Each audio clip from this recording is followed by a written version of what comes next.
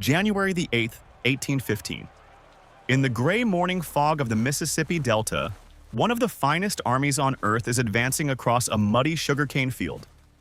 Thousands of British regulars, veterans who helped break Napoleon's marshals in Spain, marching in perfect order against a mud rampart defended by what their commanders consider little more than an armed mob. Behind that rampart waits the strangest army ever assembled on American soil. Regular soldiers and raw militia. Tennessee and Kentucky frontiersmen in hunting shirts with long rifles and tomahawks. Free men of color from New Orleans. Choctaw warriors. Local Creole gentlemen. And manning some of the heaviest guns on the line, pirates. Actual pirates, recruited from the smuggling coves of the Gulf, serving beside the very navy that had recently burned their base. Commanding this improbable host is a gaunt, hollow-cheeked general, so grim and unbending that his men call him Old Hickory. He is sick, exhausted, and carrying 2 bullets in his body from duels and brawls. His name is Andrew Jackson, and he has sworn that the British will take New Orleans over his dead body. In the next half hour, one of the most one-sided battles in American history will be decided. An empire's veterans against a frontier mob. And the result will stun the world. This is the Battle of New Orleans. Welcome to Historical Club. To understand this battle, you must understand the strange, half-forgotten war it belonged to. The War of 1812, sometimes called America's Second War of Independence. Barely a generation after the Revolution, the young United States and Great Britain had stumbled back into war, over British warships stopping American vessels and seizing their sailors, over trade strangled by the war against Napoleon, over clashes on the frontier. For 2.5 years, the conflict sputtered along the Canadian border and the Atlantic coast, producing more embarrassment than glory for both sides. In August of 1814, British troops marched into Washington itself and burned the White House and the Capitol, a humiliation seared into American memory. And then, with Napoleon defeated in Europe, Britain was free to end the American war on its own terms. Thousands of Wellington's veterans, men who had stormed fortresses in Spain, boarded ships for the New World. Their target, the mouth of the Mississippi River and the city that controlled it. New Orleans was the key to half a continent. Every barrel of flour, every bale of cotton, every cargo from the vast American interior floated down the Mississippi to its docks. Whoever held New Orleans held the throat of the American West. In late 1814, a massive British fleet, some 60 ships carrying thousands of soldiers, appeared in the Gulf of Mexico. Against this storm, the United States sent one man with a small force and immense will, Major General Andrew Jackson. Jackson was no polished officer. He was a frontier lawyer, duelist, and Indian fighter from Tennessee, orphaned in the Revolution, in which, as a boy of 13, he had been slashed across the face by a British officer's sword for refusing to clean the man's boots. He had carried the scar and the hatred his entire life. He was also, it must be said honestly, a hard and often merciless man, a slaveholder and a commander whose earlier campaigns against the Creek Nation had been ruthless. History remembers him as both a national hero and a deeply controversial figure. But in December of 1814, with a British army descending on the Gulf Coast, he was exactly what New Orleans needed, a commander who simply would not accept defeat. The British plan was confident to the point of arrogance. Some officers had brought their wives along for the occupation.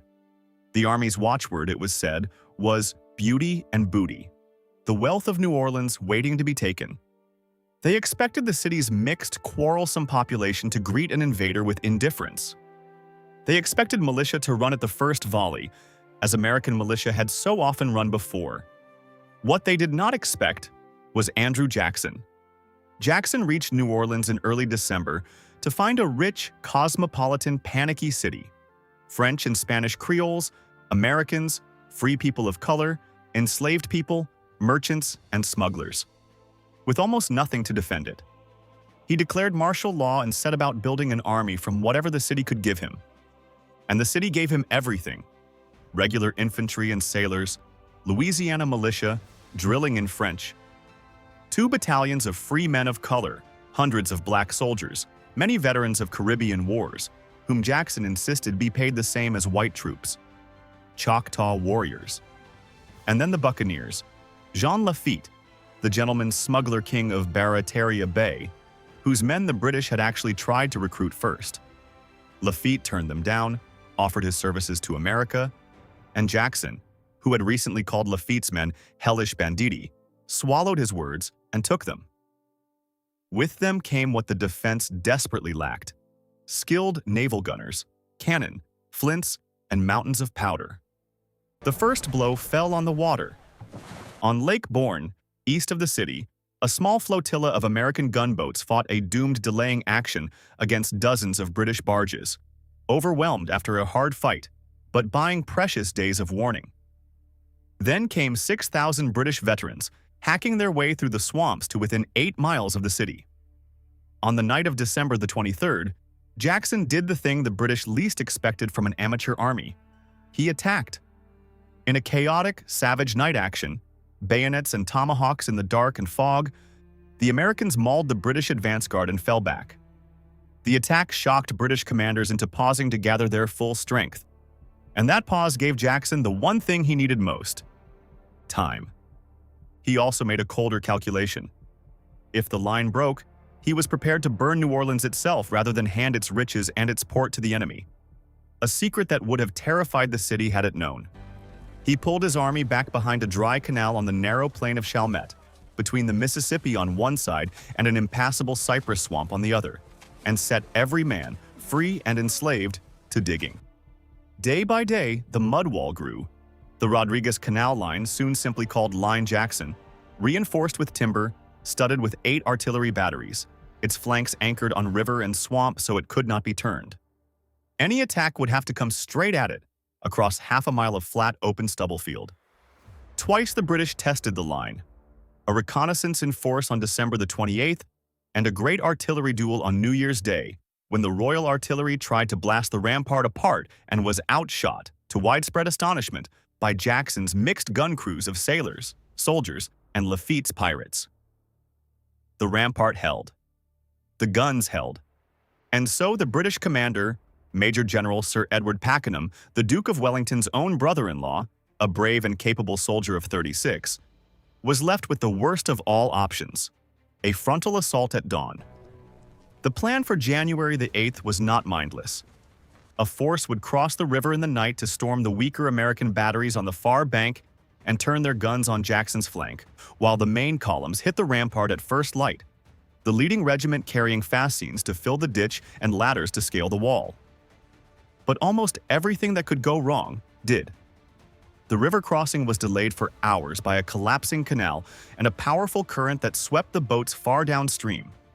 And in a blunder that would become infamous, the regiment assigned to carry the fascines and ladders advanced without them, and had to be turned around under fire to retrieve them.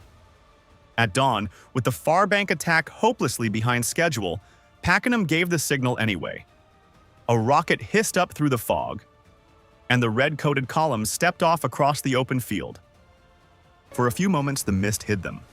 Then it lifted, and the field lay bare before Line Jackson at point-blank range.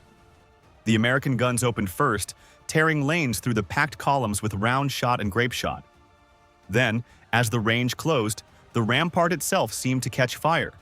Rank upon rank of riflemen and musketeers, firing, stepping back to reload, replaced instantly by the next man, so that the wall poured out an almost continuous sheet of flame. Kentucky and Tennessee rifles reached out and struck down officers with terrible precision.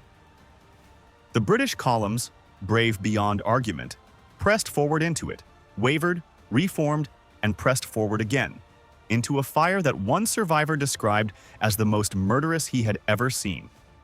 It could not be endured. The attack on the British left dissolved. On the right, a handful of men actually reached the ditch and the rampart. A few even fought their way to the top, before being killed or captured, among them a colonel who died sword in hand.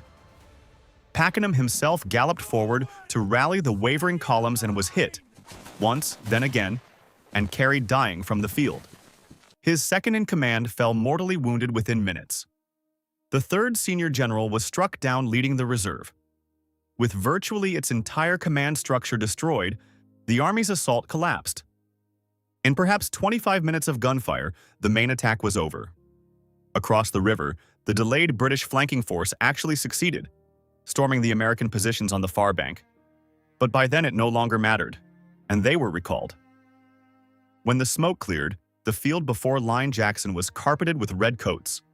British casualties in the main assault came to some 2,000 men killed, wounded, or captured, including 3 generals and dozens of officers.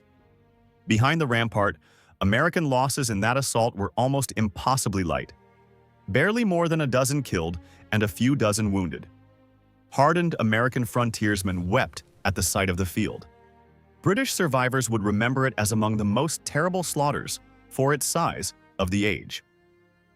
10 days later, the British Army withdrew to its ships.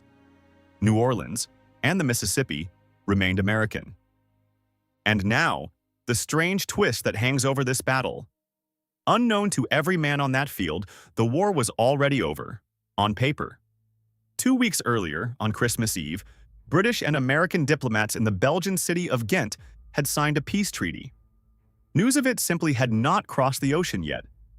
For 2 centuries, this has tempted people to call New Orleans a pointless battle. The truth is more interesting. The treaty was not yet ratified, and it required both sides to give back what they had taken. But a victorious British army holding the gateway to half a continent, in a region whose original sale to America Britain had never formally recognized, would have created a very different world when the terms were settled. Jackson's rampart made the question vanish. The Mississippi, the West, and the future they carried stayed American, beyond argument. There is one more piece of honest accounting. The men who dug much of Line Jackson were enslaved laborers, requisitioned from the plantations along the river. Their names largely unrecorded, their part in the victory rarely told.